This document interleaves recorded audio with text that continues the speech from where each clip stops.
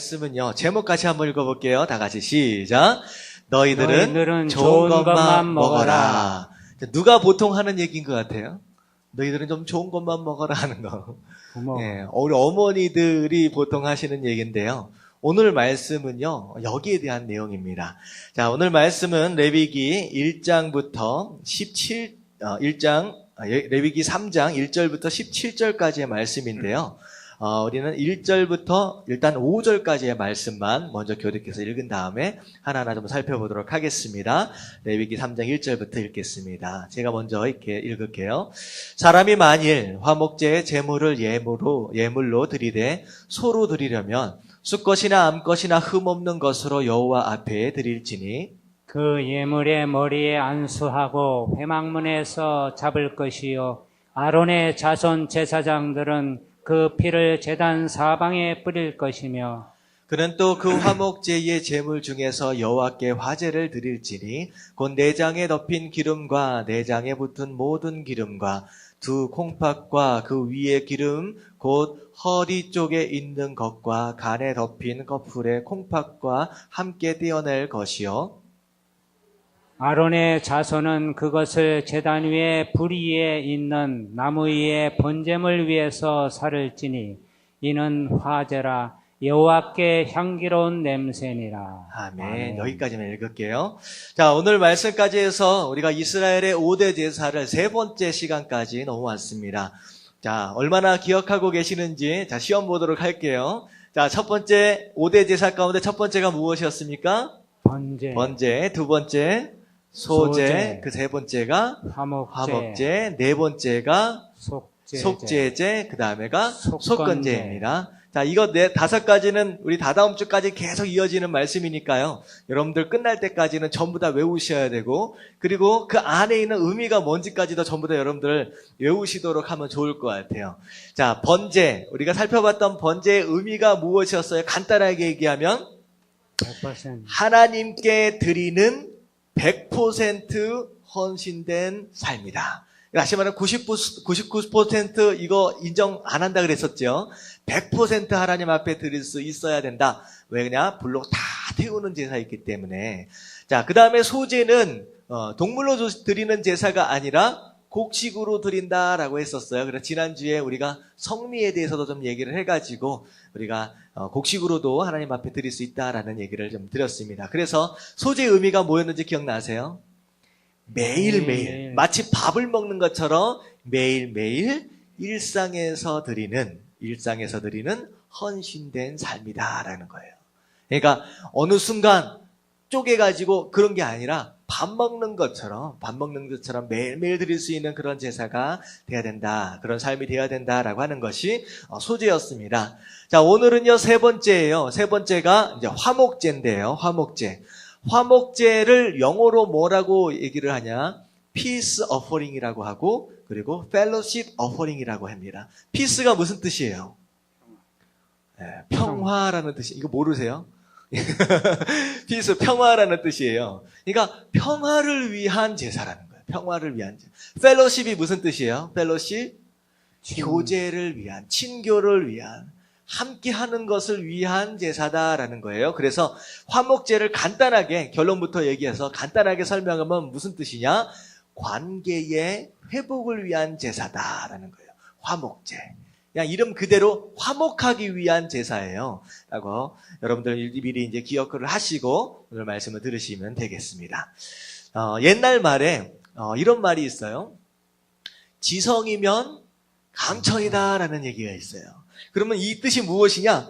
지독하게 정성을 들였더니 하늘이 뭐 했다는 거예요? 하늘이 감동을 받았다는 거예요.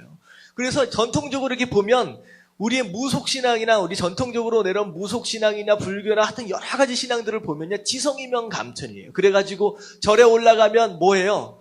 1000배를 했다, 10,000배를 했다. 몇 번 절한 거예요? 1000번을 엎드려서 절하면, 10,000번을 엎드려서 절하면 어떻게 된다는 거예요? 부처님도 마음이 감동을 받아서 소원을 들어준다는 거예요. 그리고 100일 정성을 들였다라고 하면 뭐예요? 이렇게 장독대 위에다가 물 한 잔씩 떠다놓고서 100일 동안 저녁마다 보름달 뜰 때마다 이렇게 해가지고 빌면 어떻게 돼요? 하늘도 감동을 하셔서 소원 들어준다 말하는 그런 얘기들이 또 있습니다. 그리고 실제로 인도에 가면요, 얼마나 참 웃기냐면 그들 스스로 도를 터득하기 위해서, 구원받기 위해서 고행 같은 걸 해요. 그래가지고 보면 과부자 트는 거 있잖아요. 양반다리보다 더 힘든 거. 이렇게 과부자를 딱 틀고서 한 번도 다리를 안 풀고 5년, 10년 동안 있는 사람이 있어요. 근데 나중에 보면 어떻게 되냐면요, 이 무릎이요, 나중에 움직이질 않으니까 마비가 돼버려가지고 아예 굳어버립니다. 그리고 다리가 펴지지를 않은 거예요. 그리고 얼마나 웃긴 사람을 봤냐면요, 물구나무를 한 5분만 서 보십시오. 물구나무를 5분 정도를 서 있으면요, 머리에 피가 몰려가지고 제정신이 아니에요. 근데요, 거꾸로 매달려가지고 5년째, 10년째 그러고 있는 사람이 있어요. 그거 어떻게 사나 모르겠어요. 근데 자기 몸을 스스로 막 괴롭게 하고 그런 정성으로 하늘께 나아가면 하늘이 마음에 감동을 받아서 소원을 들어준다는 거예요. 좀 진짜 이상한, 그러니까 사실은 세속적인 신앙, 전통적으로 내려오는 지성이면 감천이다라고 하는 그 신앙은 정말로 지극정성을 하늘에게 보이면 하늘이 감동받는 거예요. 근데요, 신앙생활을 하면서, 기독교 안에서 신앙생활을 하면서 지성이면 감천이다라는 요런 개념으로 나오는 사람이 있어요. 하나님 앞에 내가 새벽 예배를 100일을 한 번도 빠지고 말도 안 나오네. 100일 동안 한 번도 안 빠지고 예배를 드렸더니만 하나님 이제는 내 소원을 들어주셔야 됩니다. 마치 무엇인가를 막 쏟아내고 나서 자동 판매기 앞에서 동전을 막 넣고 나서 버튼을 딱 누르면 따당 콜라캔 하나 나오는 것처럼 이런 식으로 신앙생활을 하는 사람이 있다는 거예요. 근데 이거는 굉장히 잘못됩니다. 기독교는요, 지성이면 감천이다가 아니에요. 기독교는 무엇으로 나가야 되느냐? 모든 것을 관계에서 시작을 하고 관계로 푸는 겁니다. 이게 굉장히 중요한 거예요. 물론 예배를 열심히 드려야 되고 기도도 열심히 해야 합니다. 하지만 그 정성으로 하나님이 움직이는 게 아니라 가장 중요한 것이 뭐냐면 하나님 앞에서 내가 현재 어떤 관계 안에 있느냐라고 하는 게 가장 중요하다는 거예요. 하나님과의 관계 가운데서 내가 어디에 서 있느냐라고 하는 거, 그 관계로 시작하고 관계로 푸는 것이 바로 신앙생활의 가장 기본이라는 거예요. 근데 오늘 얘기하고 있는 이 화목제가 바로 그런 개념입니다. 지극정성으로 제사를 많이 올려드렸더니 이게 아니에요. 주님 안에서 내가 어디에 서 있느냐는 거예요. 내가 어떤 관계에 서 있느냐라고 하는 거예요. 이게 굉장히 중요한 거예요. 그래서 오늘 얘기하고 있는 화목제는요, 모든 것을 관계를 통하여 접근하고 모든 문제를 관계를 통하여 푼다라고 하는 것이 바로 화목제의 핵심입니다. 자, 1절부터 우리가 한번 살펴볼게요. 1절 같이 한번 읽어볼게요. 시작. 만일 화목제의 제물을 예물로 드리되 서로 드리려면 수컷이나 암컷이나 흠없는 것으로 여호와 앞에 드릴지니. 자, 제물을 드리는데 뭘로 드릴 수 있어요? 첫 번째, 소로 드릴 수 있다. 암컷이든 수컷이든 상관이 없다라고 얘기를 한 거예요. 그런데 어떤 것으로 드려야 돼요? 소를 드리되 흠없는 것으로. 다시 말하면 어차피 제물로 바치면 어떻게 돼요? 죽어요. 그냥 태워서 죽어버리는 거예요. 근데 중요한 건 뭐냐면 아무리 태워서 죽이는 것이다 라고 할지라도 아무거나 가지고 오면 된다는 거예요? 안 된다는 거예요? 안 된다는 거예요. 여러분, 하나님 앞에 나올 때는 흠없는 것으로 가지고 나오시길 주님의 이름으로 축원합니다. 아멘. 이 얘기는 예물에 대한 것만을 국한지어서 얘기하는 것이 아니에요. 여러분들 스스로 내가 지금 여러분들이 하나님 앞에서 제물 되어서 지금 여러분들 앉아 계시는 거예요. 그렇다고 했을 때 내 삶 가운데 흠이 없는 모습으로 나오려고 여러분들 일주일의 삶을 여러분들이 정리할 필요가 있다는 거예요. 여러분, 주일 예배는요, 사실은 언제부터 준비하고 시작하느냐? 사실은 주일 예배가 끝나는 순간서부터 주일 예배를 준비하는 겁니다. 가장 중요한 게 뭔지 아세요? 주일 예배 드릴 때 가장 준비하는데 가장 중요한 시점이 사실 토요일이에요. 토요일 날 내가 주일 예배를 얼마나 흠이 없게 드리기 위해서 애를 쓰냐라고 하는 거예요. 토요일 날 막 살잖아요. 주일 날 예배가 막 나갑니다. 주일 예배가 망치는 거예요. 토요일날 낮부터 토요일날 저녁 때까지 내 삶을 정리하는 거예요. 내가 정말로 다음날 예배가 드려질 수 있을 것인가. 그런 마음으로 준비하는 것 자체가 사실 예배의 준비다라고 하는 거예요. 여기 얘기하는 거 보니까 흠이 없는 것으로 그렇게 가지고 나올 수 있어야 된다라고 말씀하시는 거예요. 여러분들 흠이 없는지 돌아보시고 정말로 정성 들여서 주님 앞으로 나올 수 있는 저 여러분들 되시길 주님의 이름으로 축원합니다. 아멘. 아멘. 그런 모습이 되어야 된다고 얘기하는 거예요. 자, 2절 말씀 같이 한번 읽어볼게요. 시작. 그 예물의 머리에 안수하고 회방문에서 잡을 것이요 아론의 자손 제사장들은 그 피를 제단 사방에 뿌릴 것이며. 자, 머리에 안수한다라고 하는 것이 무슨 뜻이라고 얘기했어요? 나의 모든 죄를 전가시킨다. 그래서 이제는 내 죄가 이쪽으로 전가되었기 때문에 더 이상 이제 나는 이제 의로운 사람이 되는 거예요. 그리고 이 동물이 죽어짐으로 인하여서 내가 정결케 되어진다라고 하는 거. 그것과 동시에 하나님, 얘가 바로 나입니다. 나 때문에 얘가 죽습니다라고 하는 그런 죄에 대한 그런 심령, 그런 것을 의미한다라고 우리가 배웠습니다. 자, 그리고 나서 3절부터 이제 쭉 5절까지에 나오는 내용은 어떤 내용이냐? 자, 볼게요. 그는 또 그 화목제의 제물 중에서 여호와께 화제를 드릴지니, 화제는 무슨 뜻이라 그랬어요? 불로 태워서 드리는 방법이라고 얘기를 했어요. 곧 내장에 덮인 기름과 내장에 붙은 모든 기름과 두 콩팥과 그 위의 기름 곧 허리 쪽에 있는 것과 간에 덮인 커플과 콩팥과 함께 떼어낼 것이요 라고 얘기를 하고 있어요. 자, 불로 태운다라고 하는 것은 번제나 소제하고 비교했을 때 비슷해요. 불로 태워서 드리는 겁니다. 근데 이 화목제를 드릴 때에 차이가 있다라고 한다면 번제와의 차이는 무엇이냐? 번제는 송두리째 통째로 각을 떠가지고 다 드려버리는 거예요. 근데 오늘 잠깐 얘기를 이렇게 읽어보니까 다 드리는 것이 아닙니다. 다 드리는 것이 아니에요. 뭐만 드려요? 안에 있는 기름덩어리, 콩팥덩어리, 그런 것들, 이게 먹을 수 없는 좀 더럽고 냄새나는 이런 것들만 쫙 빼가지고 그것만 드려요. 이게 차이라는 거예요. 그리고 나서 뭐하냐? 소제 같은 경우에는 일부만 드리고 나머지는 누가 먹습니까? 소제는? 제사장이 먹어요. 근데 이 음식은 나중에 보시기만 알겠지만 이 화목제의 그 제물은요, 제사장이 일부를 가져가는 게 아니에요. 나중에 보면 이 기름덩어리와 콩팥덩어리와 이런 것들을 다 빼낸 다음에 안에 먹을 수 있는 살코기나 이런 것들은 함께 나누는 겁니다. 함께 나누는 거예요. 백성들이 함께 나누는 거예요. 그래서 화목제를 누군가 드린다라고 한다면 무슨 일이 있느냐? 이 제삿날은 무슨 날이에요? 파티 날이에요. 파티. 먹는 날이에요. 소 잡는 날이에요. 나중에 보면 양도 드리고 염소도 드리는데 누군가가 하나님 앞에 화목제를 드린다라고 하면 우 하면서 막 식사 날이에요. 먹는 날이에요. 그러면 예배 안에 들어져 있어야 할 꼭 두 가지 요소가 있어요. 무엇이냐? 첫 번째는 회개의 모습이에요. 예배 안에는 눈물이 있어야 합니다. 근데 예배 안에 눈물만 있으면 어떻게 된 거예요? 한마디로 얘기하면 예수님의 죽으심까지밖에 믿지 않는 거예요. 예배 안에는 예수님의 죽으심과 더불어 그 이후에 무엇이 있습니까? 부활이 있어요. 부활은 기쁨입니다.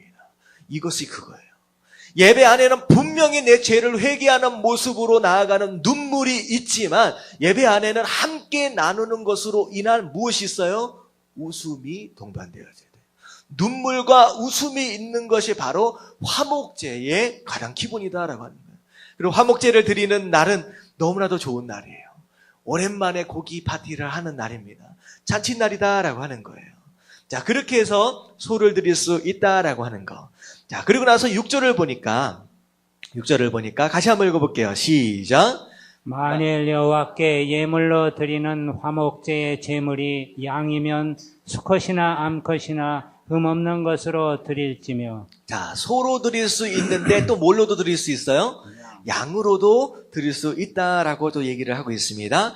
그리고 나서 7절부터 11절까지는요, 비슷한 내용이에요. 똑같은 내용인데 이것 중에서 무엇을 내리고 무엇을 떼고 무엇을 드려라 라고 하는 그런 내용이 7절부터 11절까지에 나와 있습니다. 그리고 나서 12절 말씀 같이 한번 읽어볼게요. 12절 말씀 다 같이 시작. 만일 그의 예물이 염소이면 그것을 여호와 앞에 끌어다가. 자, 뭘로도 드릴 수 있어요? 염소. 그러면 우리가 예물로 드릴 수 있는 것이 무엇입니까? 소와 양과 염소. 이렇게 방법으로 쭉 드릴 수 있다라고 우리가 함께 배웠습니다. 자, 그러면 오늘 화목제에 대한 말씀을 조금 정리하려고 하는데요. 화목제는 무엇을 위한 제사다고요? 관계 회복을 위한 제사다라고 말씀을 드렸습니다. 근데 누구와의 관계를 회복해야 하느냐라고 하는 거예요. 누구와의 관계를. 자, 첫 번째가 무엇이냐? 다 같이 읽겠습니다. 첫 번째. 다 같이 시작. 하나님과의 관계를 회복해야 한다. 무슨 얘기예요? 가장 중요한 관계가 누구와의 관계라는 거예요? 하나님과의 관계를 가장 중요하게 생각을 하고 가장 먼저 해결해야 된다는 거예요. 제물을 드릴 때에 안수를 한다라고 했어요. 안수를 한다라고 하는 것은 나의 죄를 전가시킨다는, 다시 말하면 죄 용서에 대한 것이에요. 화목제를 드리는데 왜 죄 용서함이 필요하느냐라고 하는 거예요. 하나님과의 관계를 회복하는데 왜 죄 용서함이 필요하느냐라고 하는 거예요. 하나님과의 관계가 왜 깨어졌습니까? 죄 때문에 깨어졌기 때문에. 그래서 죄에 대한 문제가 하나님과의 관계, 죄에 대한 문제가 해결되지 않고는 하나님과의 관계가 해결될 수 없다라고 하는 거예요. 그래서 단절된 그 관계, 다시 말하면 죄로부터 시작되었기 때문에 그 죄에 대한 문제를 해결해야지만 하나님과의 관계가 회복될 수 있다라고 하는 거. 바로 그게 무엇으로 가능하느냐? 희생제물. 나 때문에 죽는 바로 이 제물로 인하여서 하나님과의 관계 가운데 막혀져 있는 이 죄의 문제가 그것으로 인하여 해결된다라고 하는 거예요. 자, 여기에서 얘기하고 있는 대신 죽어지게 되는 이 희생제물, 이게 누구일까요? 이게 누구일까요? 이게 바로 예수 그리스도입니다. 바로 예수님께서 우리 대신 돌아가 주심으로 인하여, 우리의 모든 죄를 짊어지시고 돌아가 주심으로 인하여 우리가 그분과의 깨어진 관계 가운데 다시 화목해질 수 있다라고 하는 거예요. 그래서 로마서 5장 10절 우리 상반절 말씀 같이 한번 읽어보면 다 같이 읽겠습니다. 곧 시작. 곧 우리가 원수 되었을 때 그의 아들의 죽으심으로 말미암아 하나님과 화목하게 되었은즉. 자, 우리가 원래 하나님과 어떤 관계가 되어버렸었어요? 원수 관계였다는 거예요. 원수. 죄 때문에 원수가 됐다는 거예요. 하나님이 우리를 정말로 사랑하셔서 정말로 사랑하는 마음으로 그렇게 만들어 주셨는데, 그리고 에덴 동산에서 그 아름다운 관계 가운데 사랑의 관계에 있었는데 선악과를 탁 따먹음으로 말미암아, 죄를 지음으로 말미암아 그분과의 관계가 깨어져 버렸어요. 근데 깨어진 관계가 단지 단절되어 있는 관계 정도뿐만 아니라 어느 관계라는 거예요? 원수되어진 관계. 원수되어진 관계. 그래서 이 원수되어진 관계이기 때문에 죄를 그대로 가지고 하나님 앞에 그냥 나가면 어떻게 돼요? 죽어요. 심지어는 1년에 한 번 대제사장이 지성소 안으로 들어갈 때 법도를 따라서 드리지 않는 그런 모습이 조금이라도 있으면 그냥 지성소 안에 들어가서 죽어버리는 거예요. 하나님을 만날 때는요, 그렇게 무서운 거예요. 그러니까 이 문제를, 죄에 대한 문제를 해결하지 않고는 하나님께로 나아올 수 없으니까 하나님께서 그 문제를 해결하시기 위해서 아들을 보내주신 거예요. 희생 제물로 보내주신 거예요. 그래서 그것으로 인하여 우리의 모든 죄에 대한 문제가 해결되었다. 그래서 어떻게 됐어요? 이제는 원수와의 관계가 아니라 화목해지는 관계가 됐다는 거예요. 그래서 하나님을 우리가 이제는 원수가 아니라 뭐라고 부를 수 있어요? 이제 아버지라고 부를 수 있는 그런 관계가 되었다라고 하는 거예요. 여러분들, 가장 중요한 거, 여러분들 인생의 문제를 해결하는 거, 어떤 상황 가운데서 내가 무엇을 이룬다라고 하는 그 무엇보다도 가장 중요한 것이 하나님과의 관계입니다. 이 관계를 해결하면요, 다 풀려지게 돼 있어요. 여러분들, 관계가 깨어지면 상당히 불편해요. 특별히 손 위에 사람하고의 관계가 불편하면 진짜 불편합니다. 손 위에서. 요즘에는 이제 어른들이 애들 눈치 보는 상황이 벌어져가지고 좀 바뀌어진 세상인데, 그래도 이제 손 위에 사람하고 관계가 불편하면 진짜 피곤한 거예요. 예를 들어서 학교 선생님하고 관계가 불편하면 얼마가 힘들까요? 얼마가 피곤할까요? 학교 선생님하고 관계가 불편하면요, 1년이 피곤합니다. 학교를 딱 들어갔는데 교무과장, 학생 주인 선생님하고 관계가 불편하면 몇 년이 피곤할 것 같아요? 3년이 피곤합니다. 직장 생활 가운데 직장 상사와 관계가 불편하면 몇 년 피곤해요? 직장 있는 동안 계속 피곤해요. 자, 부모와의 관계가 불편하면 얼마가 피곤할까요? 얼마가 피곤할까요? 관계가 불편하면 살아계시는 동안 평생 피곤해요. 근데요, 하나님과의 관계가 불편하면 얼마가 피곤한지 아세요? 영원히 피곤합니다. 사람들은요, 누구와의 관계, 부부와의 관계, 자녀들과의 관계에 대해서 불편하면 안 된다라고 하는 것을 알아요. 근데 얼마나 많은 사람들이 하나님과의 불편한 관계 가운데 영혼을 살라고 애를 쓰는지. 여러분, 진짜 빨리 해결해야 할 관계가 하나님과의 관계인 줄로 믿습니다. 아멘. 이게 얼마나 지금 빨리 해결해야 된다라고 하는 거예요. 영원히 피곤하지 않으려면 빨리 해결해야 된다는 거예요. 근데요, 불편해져 버린 관계를 회복하는 거, 사람과의 불편해져 버린 관계를 회복하는 건 쉽지가 않습니다. 찾아가지고 선물을 줬다고 생각해 보십시오. 선물로 해결하려고 그러면요, 혹시 그 사람이 이 선물을 뇌물로 생각하는 것이 아닌가. 이 불편한 거예요. 말로, 좋은 말로 칭찬해가지고 해결하려고 하면 저 사람이 혹시 내가 말하는 걸 압으로 생각하는 건 아닌가. 사람과의 관계는 진짜 해결하기가 쉽지가 않아요. 근데 하나님과의 관계는 진짜 해결하기가 쉽습니다. 어떻게 하면 돼요? 말씀에 나와 있어요. 요한일서 1장 9절. 다 같이 읽겠습니다. 시작. 곧 우리의 죄를 자백하면 그는 미쁘시고 의로우사 우리 죄를 사하시며 우리를 모든 불의에서 깨끗하게 하실 것이요. 자, 어떻게 하면 돼요? 그냥 내가 잘못했습니다라고 얘기만 하면 된대요. 아니, 무슨 관계가 회복되는 게 이렇게 쉽냐라고 하는 거예요. 그냥 가서 하나님, 제가 잘못했습니다. 제가 죄인입니다. 하나님, 다시는 안 그럴게요. 이 말만 하면, 이렇게만 고백할 수 있으면 이 문제가 해결된다는 거예요. 그 관계가 해결된다는 거예요. 이거보다 쉬운 일이 어디냐라고 하는 거예요. 옆에 계신 분들하고 한번 인사 좀 해주세요. 참 쉽지요. 진짜 쉽지요. 근데 이걸 안 해. 진짜 이상한 사람들이에요. 예를 들어서 생각해보세요. 운전하고 가다가 신호 위반했어요. 그래서 경찰이 뒤에서 삐용삐용 따라왔어요. 당신 신호 위반했습니다. 면허증 내놓으십시오 했는데, 이 사람이, 위반한 사람이 경찰 아저씨 죄송합니다. 다시는 안 할게요 라고 말했더니만 보내줬어요. 이런 경우 있습니까? 없습니까? 없잖아요. 근데 하나님은 그렇게 해주신대요. 잘못했다고 인정만 해주면, 인정만 하면. 근데 왜 이걸 안 하냐는 거예요. 여러분들 하시길 주님의 이름으로 축원합니다. 아멘. 그 어떤 죄를 지었다라고 할지라도 자백하면 하나님은 미쁘시다. 이건 이쁘다라는 얘기 아니에요. faithful하다. 하나님은 뭐하다는 거예요? 신실하시다. 약속을 지키신다. 내가 용서한다라고 얘기했기 때문에 나는 반드시 용서한다는 거예요. 자백하면 그냥 용서해 준다는 거예요. 그러고 나서 뭐라 그래요? 의로우사 우리의 모든 죄를 다 사하여 주신다. 우리를 불의에서 깨끗하게 해주실 것이다 라고 합니다. 여러분들, 하나님은 그냥 기다리고 계세요. 자백하기만을 기다리고 있어요. 다시 말하면 뭘 기다리고 계시느냐? 용서해 주려고 준비하고 계시는 분이에요. 탕자의 비유 금요일날 얘기할 때 들었었잖아요.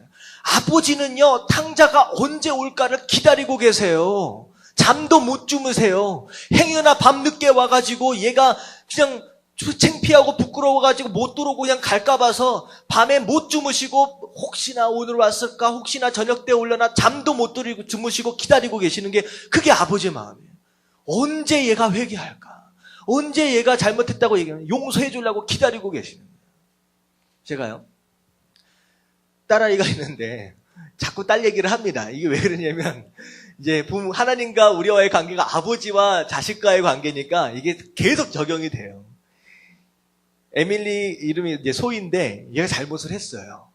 그러면 아버지는 얘가 잘 됐으면 좋은 거예요. 화를 막 냈어요. 그런 다음에 얘가 7살밖에 안 된 애가 지가 또 삐졌대요. 그래 방으로 휙 들어가 버려요. 그러면 이제 나중에 엄마가 가가지고 아빠한테 잘못했다고 얘기를 해야 된다고 막 얘기를 해요. 그러면 이제 아버지인 저는 얘가 그렇게 불편한 관계에 있는 걸 아버지는 좋아하겠습니까? 안 좋아해요. 아빠하고 그냥 오길 원하는 거예요. 그럼 밖에서 거실에서 저는 기다리고 있는 거예요. 그냥 미안해 아빠 쏘리 하기만 하면 그냥 용서해 주려고 기다리고 있는 거예요. 근데 끝까지 얘는 안 나와요, 방에서. 그러고 나서 몇 시간이 지나면 얘도 피곤하고 저도 피곤한 거예요. 저는 이걸 나중에 깨닫게 이거 상황을 보고 제가 옛날 아버지 생각이 나는 거예요. 끝까지 버텼던 그 모습이 좀 생각이 나는 거예요. 아버지와 어머니는 방 안에서 기다리고 계셨을 거라는 생각이 드는 거예요. 얘가 아빠 잘못했어요. 한마디만 하면 용서해 주려고 기다리고 있는데 끝까지 나와서 안 얘기하고 있는 이 모습을 보면 얼마나 불편하겠어요. 여러분, 이 하나님의 마음을 이해하실 수 있게 되길 주님의 이름으로 축원합니다. 아멘. 그냥 나오면 돼. 그냥 나와서 하나님 쏘리 잘못했어요. 얘기하면 이놈의 새끼야 왜 이제 왔어? 하면서 확 안아주시는 그 아버지 하나님의 그 마음을 여러분들 경험할 수 있게 되길 주님의 이름으로 축원합니다. 아멘. 사람들은 관계보다 다른 것에 관심이 많아요. 근데 하나님의 사람은 관계에 집중하는 사람입니다. 세상 사람들이 관심 있어 하는 건 두 가지예요. 소유와 위치입니다. 내가 얼마나 많은 것들을 소유하느냐, 내가 얼마나 많은 것들을 누리느냐라고 하는 소유에 집착해요. 그리고 사람들은요, 내가 어디까지 올라갈 수 있느냐라고 하는 것, 위치에 집중합니다. 하지만 하나님의 사람은 소유와 위치에 집중하는 사람이 아니에요. 예를 들어 생각해 보세요. 욥은요, 엄청 부자였어요. 근데 재산 다 잃어버렸습니다. 자녀들도 다 잃어버렸습니다. 아내도 잃어버렸어요. 건강도 잃어버렸어요. 다 잃어버렸어요. 정말로 자기한테 남은 것들은 몸뚱이 하나, 그것도 몸뚱이도 다 아파가지고 얼마나 몸에 욕창이 났으면요. 고름이 질질 흘러서 가려워가지고 기와장 깨진 걸로 갖다가 그 가려움을 긁고 있었다는 거예요. 피가 나는데. 다 잃어버렸어요. 근데 다 잃어버린 가운데에서도 욥이 끝까지 잃어버리지 않으려고 발부둥 쳤던 그것이 무엇인지 혹시 아세요? 끝까지 이것만큼은 놓을 수 없다라고 정말로 절규하면서 붙들었던 게 그것이 무엇이냐는 거예요. 그게 하나님과의 관계예요. 욥은 다 잃어버린다라고 할지라도 이것만큼은 내가 절대로 놓칠 수 없다라고 해서 하나님과의 관계만큼 놓치지 않았어요. 끝까지 이거 붙들었어요. 그랬더니 어떻게 됐어요? 잃어버린 모든 것을 어떻게 됐어요? 전부 다 되찾아오는 거예요. 전부 다 되찾아오는 거예요. 이거예요. 이게 원리입니다. 소유에 집착하면요, 관계도 잃어버리고 소유도 잃어버리고 다 잃어버려요. 하지만 관계에 집중할 수 있으면 다 찾아올 수 있어요. 그 무엇을 다 빼앗긴다라고 해도 다 찾아올 수 있어요. 여러분들 이것을 깨닫게 되길 주님의 이름으로 축원합니다. 아멘. 이게 얼마나 중요한지 보세요. 요셉 같은 경우에는 사랑받는 아들로 자랐어요. 꽃가옷 색동옷 입고서 너무나도 사랑받게 자랐어요. 그랬는데 이 요셉이라고 하는 사람은 어디 끝까지 떨어졌어요? 종까지 갔다가 더 떨어져서 죄인까지 감옥 안에 처박혔어요. 완전히 밑에까지 떨어졌어요. 그럼에도 불구하고 요셉이 끝까지 놓치지 않았던 그것이 있다라고 한다면 그것이 무엇이냐? 여기도 관계예요. 하나님과의 관계를 끝까지 놓치지 않습니다. 어떻게 보면요,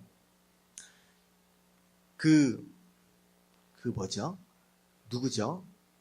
장군. 나만 장군, 이게 갑자기 생각이 안 나요. 나만 장군의 와이프가 이 요셉을 꼬십니다. 자기야 하면서 꼬시는 거예요. 눈짓을 줬다라고 얘기를 하는데, 여러분들, 원래는 여자들이, 이게 지금 몇 년 전 얘기냐면요. 한 300년 전 얘기예요. 지금부터.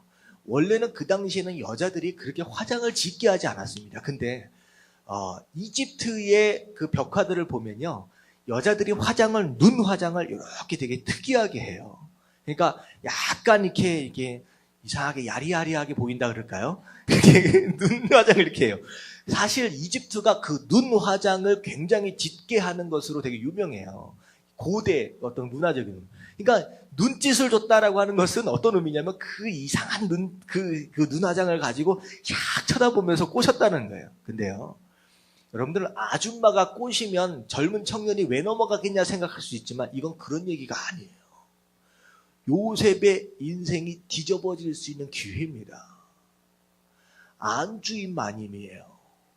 안주인 마님의 사랑을 만약에 독차지했다라고 한다면 그건 그 집안 안에 모든 것을 다 소유한 거나 다름없습니다. 요셉은 종입니다. 종에게 있어서 자기의 신분 상승에 대한 엄청난 기회예요. 근데 이것에 있음에도 불구하고 요셉은 어떻게 했어요? 아니라는 거예요. 하나님 보시기에 이건 합당한 게 아니라는 거예요. 다시 말하면 뭐에 집중하느냐? 내 인생, 어떻게 보면 저 밑에 종의 신분까지 정말 전락해버렸지만 그 상황 가운데서 어떻게 보면 기회가 왔다라고 생각할 수 있는 이 상황 가운데서 아무리 얘기를 해도 그분과의 관계라고는 바꿀 수 없다는 거예요. 여러분들, 그걸 놓치지 않으니까 어떻게 됩니까? 저 밑에 바닥까지 갔다가도 하나님께서 가장 높은 것까지 올려주시는 거예요. 여러분, 이겁니다. 이게 하나님과의 관계를 붙잡는 사람이 누릴 수 있는 축복이에요. 여러분들, 내 인생 가운데 소유도 중요하고 위치도 중요합니다. 그것 때문에, 솔직히 말해서 그것 때문에 공부시키잖아요. 그것 때문에 애들 열심히 일하라고 얘기를 하잖아요. 하지만 그거보다 더 중요한 것이 있다라고 한다면 하나님과의 관계. 여러분들, 이것만큼은 목숨처럼 지키시길 주님의 이름으로 축원합니다. 아멘. 아멘. 자, 두 번째, 우리가 회복해야 할 두 번째 관계는 무엇이냐? 다 같이 한번 읽어볼게요. 시작. 이웃과의 관계를 회복해야 한다. 누구와의 관계를 회복해야 된다고요? 이웃과의 이웃과의 관계를 회복해야 한다라는 얘기예요. 이 얘기는 아까 말씀드렸다시피 다 태워서 드리는 제사가 아니라, 다 태워서 드리는 제사가 아니라 일부만 태우고 나머지는 함께 나누는 것이다라고 하는 거예요. 근데 이웃과의 관계를 회복하기 위해서 우리가 어떻게 해야 하느냐가 이 안에 사실 들어있어요. 3절 말씀을 좀 보면요. 그는 또 화목제의 제물 중에서, 자, 3절 말씀 띄워주세요. 그는 또 화목제의 제물 중에서 여호와께 화제를 드릴지니 뭘 드려야 되느냐? 곧 내장에 덮인 기름과 내장에 붙은 모든 기름과 콩팥과 그 위에 기름 곧 허리 쪽에 있는 것과 간에 덮인 겉불을 콩팥과 함께 떼어낼 것이요. 자, 하나님 앞에 드려야 될 것에 대해서 설명을 하고 있어요. 근데 제가 순간 이 말씀을 읽으면서 맨 처음에 읽을 때는 잘못 읽어가지고 내장을 드리는지 알았어요. 그랬더니 이게 막창하고 이렇게 대창하고 이게 얼마나 맛있는 건데 이걸 다 드리면 어떻게 하나. 그랬더니 잘 이렇게 읽어보니까 내장을 드리는 게 아니라 뭘 드리는 거예요? 기름. 내장에 덮인 기름을 드리는 거예요. 그러니까 이게 이제 내장 좋아하시는 분들 이렇게 구워서 잘 드시잖아요. 그러니까 염려하실 필요가 없어요. 그래서 기름만 빼가지고 드리는데 결국은 이것을 빼고 드린 다음에는 나머지는 뭐 하라는 거예요? 이거 가지고 다 나눠 먹으라는 거예요. 이게 무슨 의미냐? 하나님께 드려야 할 부위는 너희들이 먹으면 몸에 좋지 않는 더럽고 냄새난 이런 것들이라는 거예요. 다시 말하면 오늘 제목같이 똑같은 얘기입니다. 나에게 가지고 나올 것은 너희들의 몸에 안 좋은 더럽고 냄새나는 그런 것들만 좀 가지고 나오고, 하나님은 뭘 먹기를 원하시는 거예요? 우리는 좋은 거 먹기 원하시는 거예요. 살코기 먹기 원하는 거예요. 여러분, 이게 하나님의 마음이에요. 사실 우리가 이웃 간의 화목을 위해서는요, 우리끼리는요, 뭘 나눠야 되느냐? 좋은 것들을 나눠야 돼요. 그리고 우리 안에 나눠서는 안 되는 그런 나쁜 것들은 하나님 앞에 올려드려야 된다라고 하는 거예요. 그게 무엇이냐? 여러분들, 우리끼리는요, 이기심과 질투와 원망과 불평과 미워하는 것과 욕하는 것과 정죄하는 것들, 더럽고 냄새나는 이런 것들은 나누지 않기를 주님의 이름으로 축원합니다. 아멘. 하나님은 그거 나누지 말라는 거예요. 심지어는 원수 갚는 것마저도 너희들끼리 나누지 말라는 거예요. 나한테로 가져. 내가 다 해줄게. 정말 너희들끼리는 서로 사랑하고 서로 위로하고 서로 격려해주고 서로 칭찬해주는 정말 살코기처럼 맛있는 것들, 몸에 좋은 것들, 이런 것만 좀 나누기 원하시는 거예요. 마찬가지입니다. 여러분들 가정이 정말 화목하기 원하고, 여러분들의 공동체, 여러분들 직장 안에서 정말로 화목을 누리시기 원하신다라고 한다면, 내가 지금 살코기를 나누고 있는 것인지, 내가 그들과 함께 못 먹는 기름덩어리를 지금 나누고 있는 것인지, 콩팥덩어리를 나누고 있는 건지 점검하시길 주님의 이름으로 축원합니다. 아멘. 정말 내 삶 가운데 내 가정 안에서 자꾸 이상한 잡음이 들리고 서로가 어려워하고 마음 불편하고 이런 것들이 있다라고 한다면 분명히 그 삶 가운데는 기름이 나눠지고 있어요. 더럽고 냄새나는 콩팥들이 나눠지고 있다라고 하는 거예요. 여러분들, 하나님은 그거 하지 말라는 거예요. 더럽고 냄새나는 그 죄악된 것들, 그건 나에게 좀 가지고 나오고 너희들끼리는 좋은 것 먹어라 라고 말씀하시는 거예요. 이런 어머니들이 보통 뭐라고 말씀하시냐? 나는 생선 머리가 맛있다. 생선, 어두, 육미. 그래서 머리가 맛있나?